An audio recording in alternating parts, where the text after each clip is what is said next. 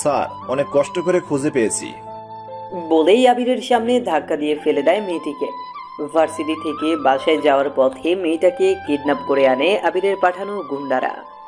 আবিরের ইশারাতে সবাই চলে যায়, আর মেয়েটা ততক্ষণে চিল্লিয়ে বলে, কলেজে সবার সামনে ভদ্রতার মুখোশ পরে থাকা মানুষটাই কি আপনি স্যার? কিসের জন্য আমাকে এখানে তুলে এনেছেন? কি দোষ করেছি আমি? কি করতে চান আপনি? একদমে কথাগুলো বলে মেয়েটা। আমি কি বলবো?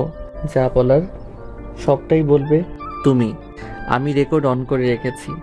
যা যা অন্যায় আমার সাথে করেছো তার সবটাই স্বীকার করো। সসম্মানে তোমাকে এখান থেকে মুক্তি দিব।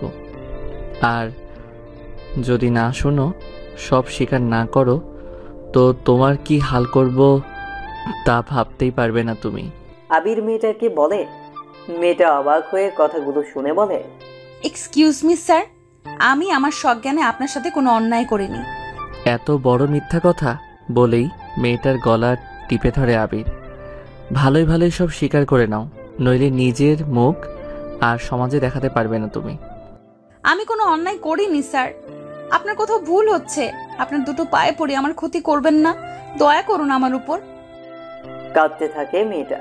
মেয়েটার কান্না আবিরের মন ভেদ করে না, কারণ মেয়েটা যে অন্যায় তার সাথে করেছে সেই শাস্তি মেয়েটিকে পেতেই হবে ভেবে মেয়েটাকে টানতে টানতে দোতলায় নিয়ে যায়।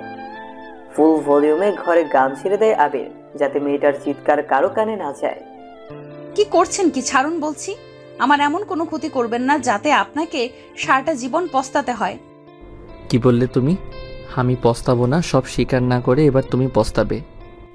বলেই মেয়েটাকে বিছানায় ফেলে দেয়। আবির তার শার্ট খোলে। দেখেন, আমি কিছু করিনি, প্লিজ ছেড়ে দিন আমাকে, প্লিজ ছাড়ুন। আমি যা করিনি তা কিভাবে স্বীকার করব? প্লিজ ছাড়ুন। আল্লাহ, এ কি পরীক্ষা নিচ্ছেন আমার? এই বিপদ থেকে রক্ষা করুন আল্লাহ, দয়া করুন। কিছুক্ষণ পরে জ্ঞান হারায় মেয়েটে। মেয়েটার চিৎকার আবিরের কান ভ্যাদ করে নি। এই মেয়ে আবিরের নামে মিথ্যা মামলা করে ধর্ষণের, অথচ আবির ওকে চিনতেই না, কখনো দেখেনি। অথচ এই মেয়ে গতকাল আবিরের নামে কোর্টে মিথ্যা বলে আবির নাকি তাকে রেপ করেছে। কথাগুলো ভাবতেই ঘৃণা আসে আবিরের। বেশ করেছি যা করেছি।